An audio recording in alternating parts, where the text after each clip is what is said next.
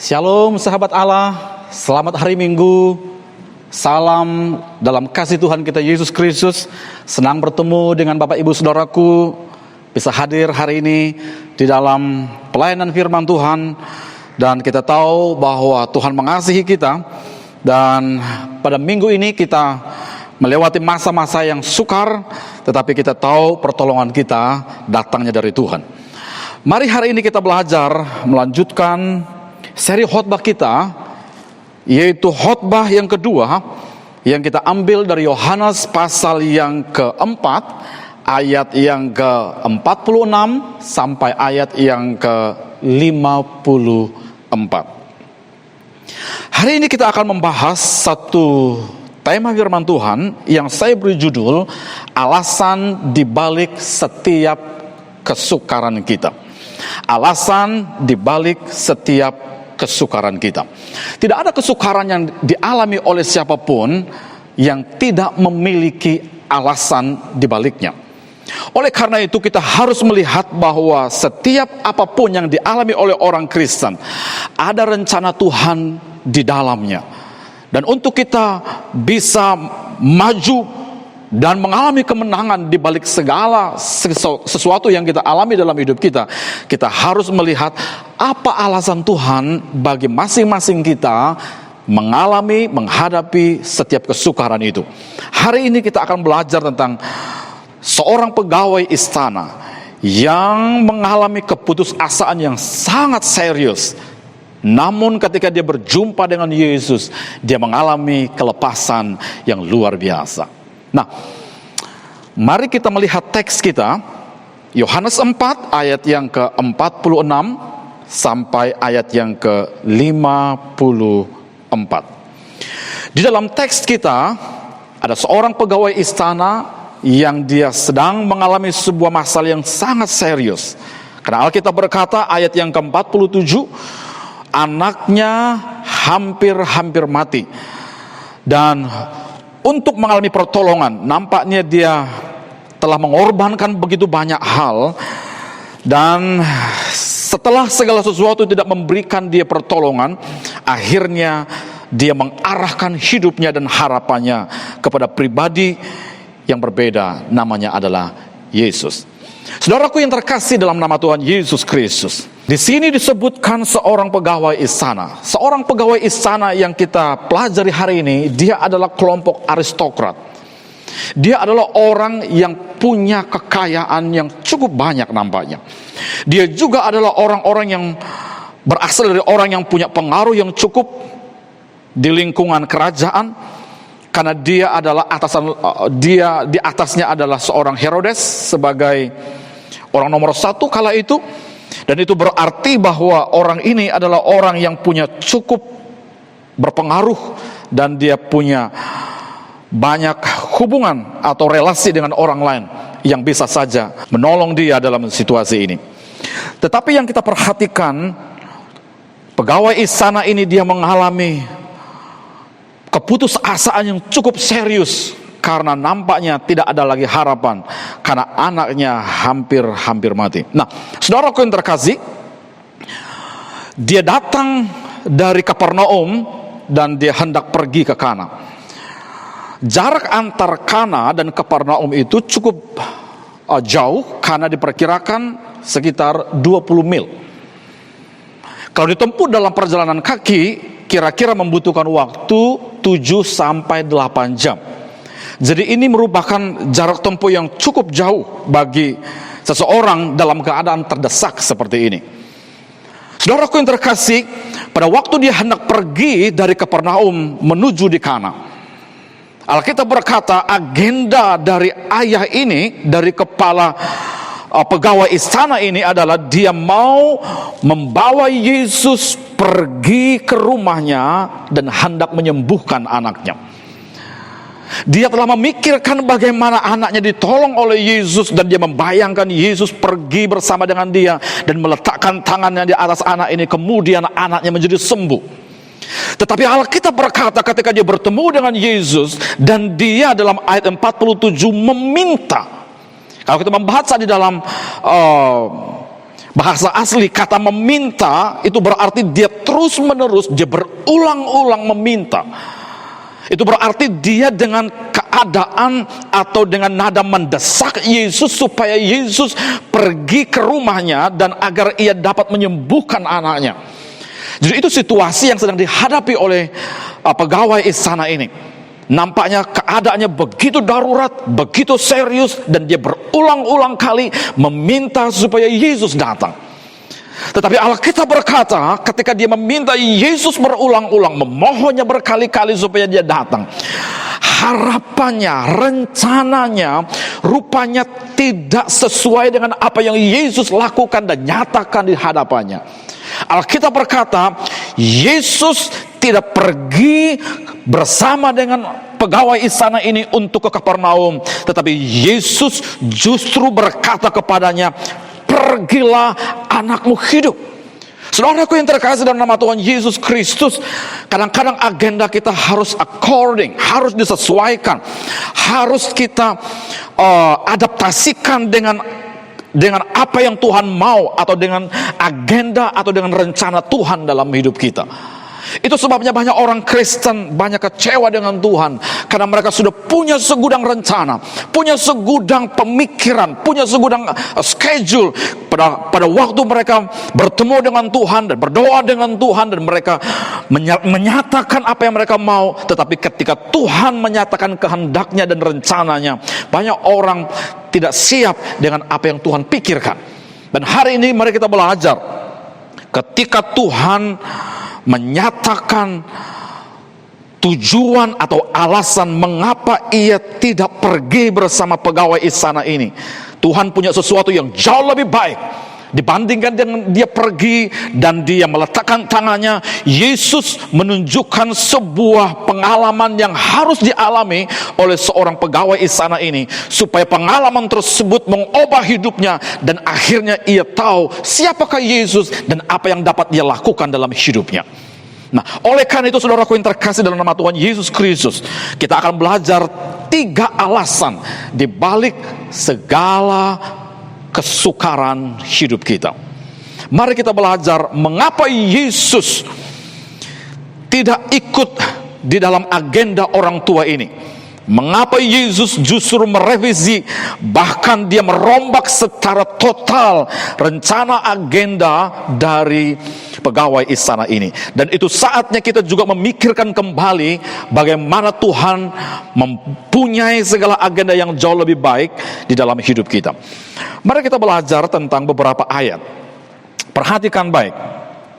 Saya akan membacakan mulai dari ayat yang ke-47. Ketika ia mendengar bahwa Yesus telah datang dari Yudea ke Galilea, pergilah ia kepadanya lalu meminta supaya ia datang dan menyembuhkan anaknya, sebab anaknya itu hampir mati. Maka kata Yesus kepadanya, jikalau kamu tidak melihat tanda dan mujizat, kamu tidak percaya. Pegawai istana itu berkata kepadanya, Tuhan, datanglah sebelum anakku mati. Nah, saudaraku yang terkasih dalam nama Tuhan Yesus Kristus, ini keadaannya. Perhatikan, pegawai istana ini mendesak Yesus supaya dia ikut bersama. Tetapi ketika dia bertemu dengan Yesus, justru Yesus tidak sama sekali membahas bagaimana dia akan pergi ke Kapernaum, tetapi Yesus justru membahas sesuatu yang jauh lebih mendalam, jauh lebih penting. Dan sekarang Yesus mengajar dia dan mengajar kita semua tentang hal yang paling esensi di dalam pelajaran yang didapati dalam teks ini. Saudaraku yang terkasih dalam nama Tuhan Yesus Kristus, apa yang Yesus lakukan? Dan dari sini kita akan tahu alasan Allah di balik segala kesukaran kita. Daripada Yesus datang dan dia meletakkan tangan di atas anaknya, maka Yesus mengambil sebuah sikap yang tidak pernah dibayangkan. Apa itu? Yesus berdiam di Kana, tidak melakukan apapun bagi pegawai istana ini, kecuali Yesus mendorong dia untuk menaikkan imannya kepada iman yang jauh lebih murni. Apa itu? Ayat 48 berkata, jika kamu tidak melihat tanda dan mujizat, kamu tidak percaya. Ada begitu banyak orang percaya jikalau mereka melihat.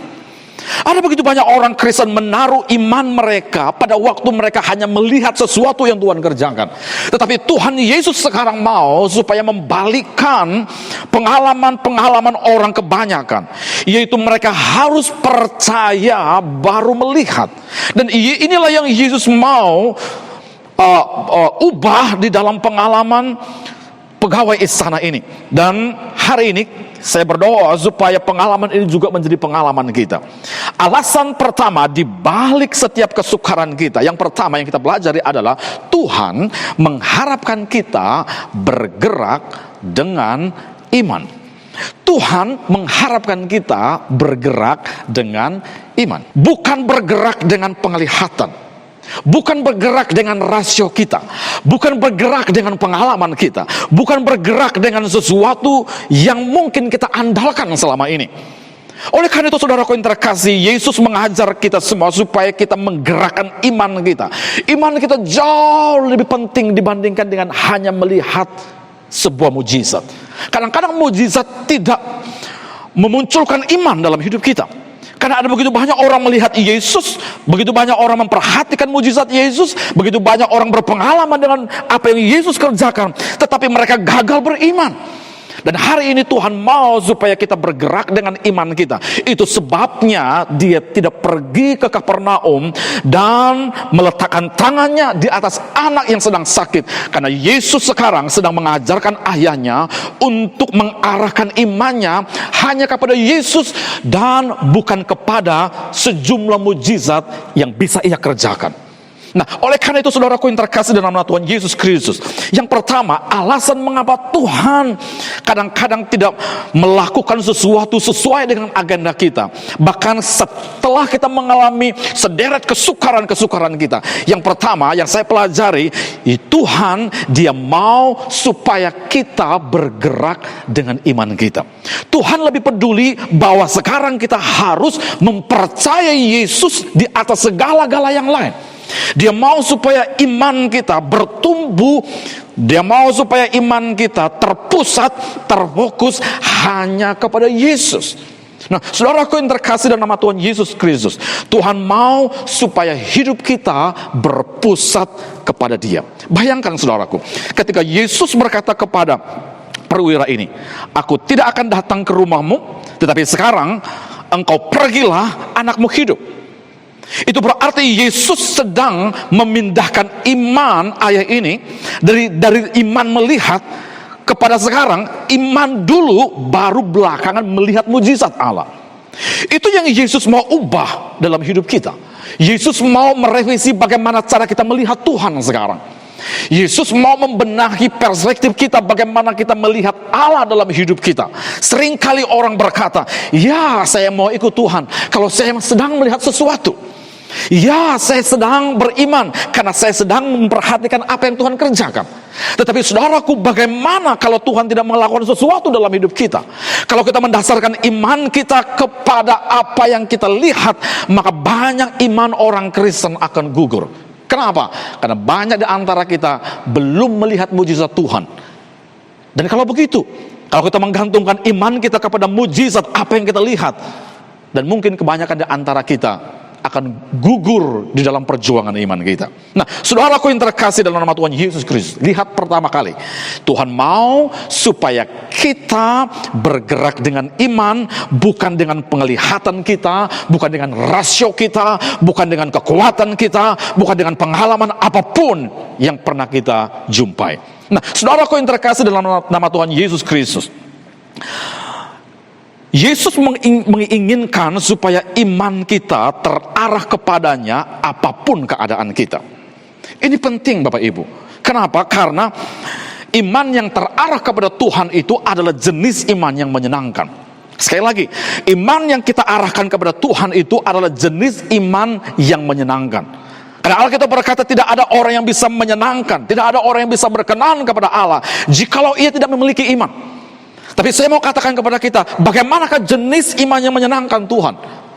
Ada dua jenis iman yang saya pelajari. Yang pertama, jenis iman yang menyenangkan Tuhan itu adalah iman meskipun. Artinya apa? Meskipun saya susah, meskipun saya sakit, meskipun saya miskin, meskipun saya gagal, meskipun saya belum melihat pertolongan Tuhan, tetapi saya tetap percaya kepada Tuhan. Itu namanya iman meskipun. Tidak peduli apapun keadaan kita, tidak peduli bagaimanapun kesukaran yang kita hadapi, tetapi iman jenis ini adalah iman yang tetap bertahan dalam berbagai keadaan. Yang kedua, ada jenis iman itu adalah iman karena. Artinya apa?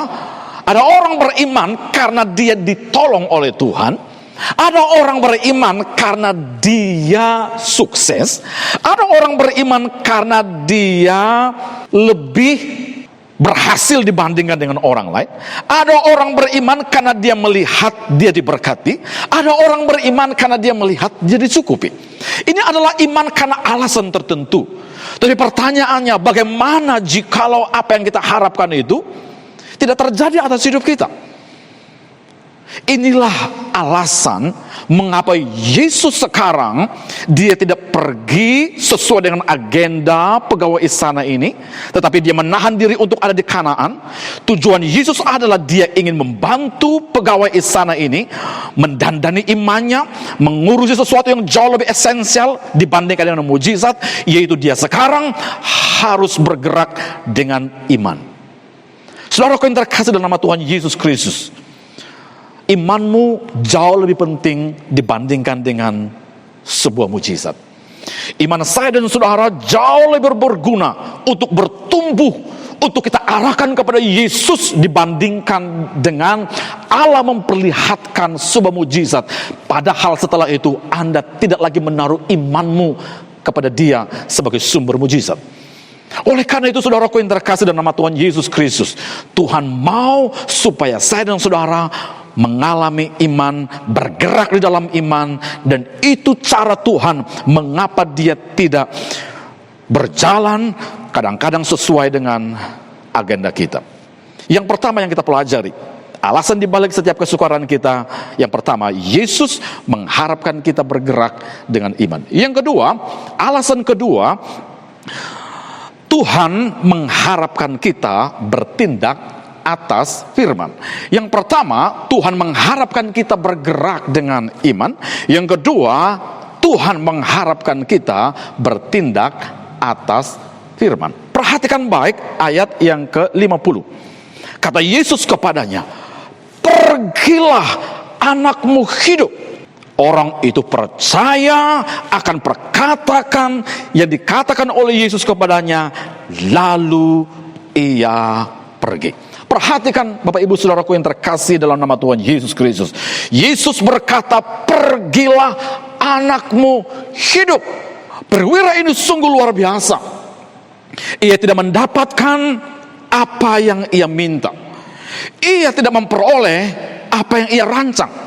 Ia tidak mendapatkan apa-apa dari Yesus setelah dia bertemu dengan Yesus, kecuali ia mendapatkan 3 perkataan yang sangat penting. Ada 3 kata Yesus yang membuat hidupnya berubah, yaitu pergilah, anakmu hidup. Ini yang saya sebut dengan bertindak atas firman. Ia punya pengalaman dengan firman, dan ini sesuatu yang jauh lebih penting daripada uang, daripada kesembuhan, daripada sekedar mujizat. Saudaraku yang terkasih dalam nama Tuhan Yesus Kristus, pada waktu perwira ini bertemu dengan Yesus, segalanya di luar ekspektasi. Ia tidak mendapatkan apapun dari apa yang telah ia rancang. Tetapi dia sekarang dipaksa oleh Tuhan mempercayai Yesus. Yang kedua, mempercayai firman, bertindak di atas firman Allah. Saudaraku yang terkasih dalam nama Tuhan Yesus Kristus, Yesus tidak memberikannya apapun kecuali Yesus memberikan dia janji firman untuk melihat anaknya sembuh. Nah, saudaraku yang terkasih, pelajaran apa yang penting di sini? Perhatikan baik. Yesus ingin mengajar kepada perwira ini dan kepada kita semua bahwa yang kita perlukan adalah janji firman Allah. Yang kita butuhkan sekarang adalah janji Tuhan bagi situasi kita. Itu berarti apa, saudaraku? Itu berarti kebenaran firman Tuhan itu sesuatu yang sangat berguna untuk kita pelajari, untuk kita tanam dalam hidup kita, untuk kita percayai di dalam setiap keadaan apapun yang kita hadapi hari ini. Itu berarti firman Allah jauh lebih menjanjikan, jauh lebih memberikan kepada kita kepastian dalam berbagai situasi yang kita hadapi. Itu sebabnya Yesus berkata, manusia hidup bukan dari roti saja, melainkan dari firman yang keluar dari mulut Allah. Jadi alasan mengapa Yesus menolak untuk pergi ke rumah perwira ini adalah dia ingin mengajar perwira tersebut mengandalkan firman Allah yang berkuasa di atas segala apapun yang ia hadapi. Jadi Yesus mau yang pertama supaya kita bergerak dengan iman. Imanmu harus bertumbuh. Tapi yang kedua, imanmu terarah kepada apa? Yesus berkata, pergilah anakmu hidup. Orang tua ini pergi, sekarang dia mengarahkan hati dan imannya kepada Yesus. Dan kedua, dia mengarahkannya kepada firman. Dia berpengalaman dengan firman Tuhan. Dan setelah ia pergi dari Kana, dia harus berjalan 8 jam lagi. Yang ada dalam pikiran dan hatinya adalah, anakku sembuh, anakku bangkit kembali, anakku mengalami kuasa dan mujizat daripada Tuhan. Itulah yang harus saya dan saudara tanam dalam hidupmu. Firman Allah harus cukup dalam hidup kita supaya kita berpengalaman dengan kebenaran Allah. Karena Alkitab berkata, firman Allah yang memberikan kepada kita kemerdekaan. Apapun hari ini yang kita alami, segala kesukaran yang mungkin kita hadapi, yang sulit kita melihat bagaimana kita lepas daripadanya, hari ini setiap janji firman Allah yang kita alami dalam hidup kita sangat penting untuk kita meletakkan iman kita di atas Yesus dan di atas segala firman Allah. Oleh karena itu, saudaraku yang terkasih dalam nama Tuhan Yesus Kristus, peganglah janji firman Tuhan dalam hidupmu. Sama seperti pegawai istana ini, dia pegang janji firman Allah, dia cukup mempercayainya, dan dia berkata, anakku sembuh, anakku pasti bangkit. Dan dia harus berjalan terus lagi 8 jam dia berjalan. Tetapi ketika dia pergi pulang, maka Alkitab berkata, setelah ia sedang di tengah perjalanan, hambanya datang untuk mendapatinya, dan mereka membawa kabar bahwa anaknya hidup. Saudara yang terkasih dalam nama Tuhan Yesus Kristus, pertanyaan saya sederhana, berapa banyak saya dan saudara mengalami firman dalam hidupmu? Berapa banyak di antara kita yang berdiri di atas segala janji firman Tuhan ketika kita menghadapi persoalan? Karena janji firman Tuhanlah yang memberikan kepada kita iman yang kokoh. Kalau kita belajar tentang firman Allah, kalau kita membuka Alkitab kita, kalau kita belajar tentang apa yang Yesus kerjakan, mestinya iman kita harus kita taruh di atas janji Allah dan bukan di atas yang lain. Karena firman Allah lah yang memberikan kepada kita iman yang teguh. Janji firman Allah lah yang menjamin kita mengalami kuasa dan mujizat. Dan yang terakhir, alasan dibalik setiap kesukaran kita. Yang pertama, Tuhan mengharapkan kita bergerak dengan iman. Yang kedua, Tuhan mengharapkan kita bertindak atas firman. Yang ketiga, Tuhan mengharapkan kita beranjak dalam ketaatan. Ada 3 hal: iman, firman, ketaatan. Perhatikan Bapak Ibu, saudaraku yang terkasih dalam nama Tuhan Yesus Kristus. Kita tidak hanya butuh iman.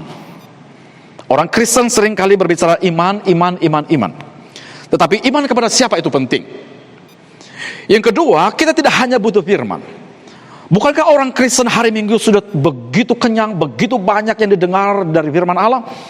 Bukankah kita setiap waktu bisa membaca, bisa mengalami, dan mungkin kita juga sudah jenuh dengan berbagai kegiatan-kegiatan ibadah di mana kita semua mendengarkan firman.